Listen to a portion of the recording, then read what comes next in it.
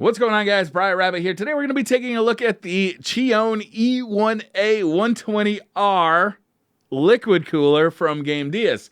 This unit was provided to me from GAMDIAS for the purposes of this review, and pricing is actually currently unknown. So I wasn't able to find pricing on this newest model. The closest I was able to find was the non-RGB version. So the fan is RGB, but the CPU cooler is not RGB. That one on Amazon costs about $65. I put a link to it down below to the Amazon product page, but I was not able to find this specific product on Amazon yet. So let's start off by taking a look at the product itself. It's a 120 millimeter all-in-one liquid cooler. Comes with quite a bit of RGB, both on the pump and on the included fan. It is a 120 millimeter water cooler. So this is a 120 millimeter radiator, comes with a 120 millimeter fan, and I used it on an i7 8700K processor that's been overclocked to 5.1 gigahertz. So I really worked this thing out. Normally, if I was going to buy one of these for myself, I would go with at least a 240, 280, maybe even a 360 millimeter radiator for that overclock cooler.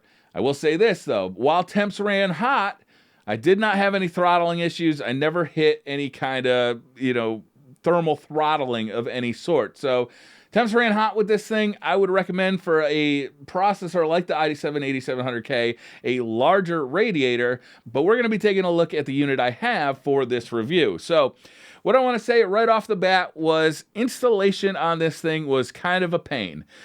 The main reason for that is there are no instructions in the box, and I was pretty disappointed by that.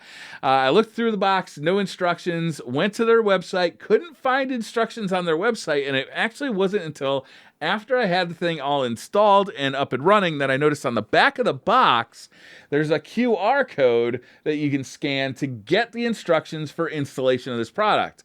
Boy, I really would have liked to see installation instructions inside the box of this product, because installation was kind of a pain. There's a lot of wires to hook up because you have RGB both on the pump and on the included fan. You have an RGB controller, and of course you have a mounting bracket. The mounting bracket, on my first try of installing it, I mounted wrong, so the cooler actually sat about this high above the CPU, which obviously wasn't going to work, so I had to reverse the mounting bracket.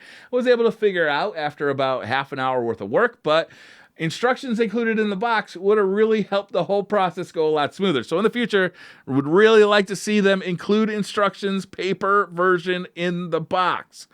Once it was installed, though, I was pretty impressed with this unit. It looks great. If you like RGB, and I do like RGB, the fan has a ton of addressable RGBs all around it on both sides. And the unit itself, the pump itself, has a lot of RGB around it as well. It looked good. The logo is lit up. This ring around it is addressable as well. And using the included remote, which is kind of a cheap membrane remote, you're able to access 55 different lighting effects, which frankly, we're pretty varied. You can do rainbows, you can do strobing, you can do solid colors, you can do alternating 2 different colors. There's quite a lot of customizability available to you without having to use any software installed on your computer. So I kind of like that. The fact that I didn't have to install software on my computer to get the RGB effects going, I thought was a nice feature. Some pieces of software tend to run pretty heavy on a computer. The Aura Sync software, for instance, sometimes uses up to 11% of my CPU just for the lighting effects that it runs on the motherboard and on the RGB memory. So this, being an externally controlled RGB unit, actually is appealing to me, and it looked really good. I also really like this box. So this is the controller box. You plug the fan and the pump into here to control the RGB. And it was very small, very compact. It's about the size of a credit card and a little bit thicker. But what I really like about it is 2 magnets on the back. So to install this thing, you don't need any double stick tape or anything like that, as long as you have some steel on your case for these magnets to adhere to.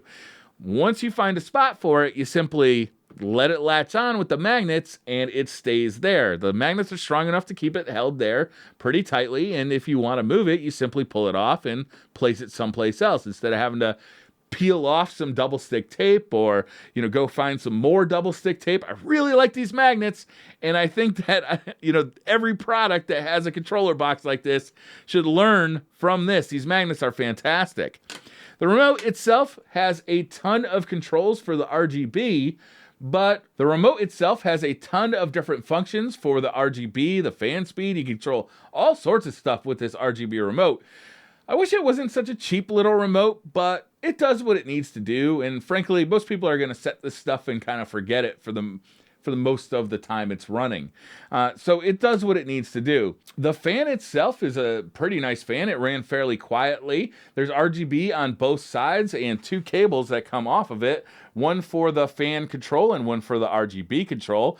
Both of those cables, though, do combine into one connector and plug directly into the controller box. So I kind of wonder why they felt the need to have 2 cables. Why couldn't they just have one cable if it's going to be one connector that plugs into the controller box? Overall, I was very happy with the Chione E1A 120R. Now, for my purposes on my computer, I'd rather have a 280 or 360 millimeter radiator, but I do think that this unit was quite appealing.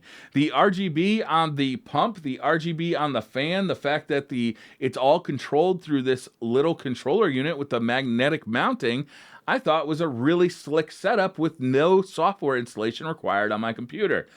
I really like this unit quite a bit, and I'm planning on building a 4-core 6700K processor-based system in a few months, and I'm thinking about using this cooler for that build.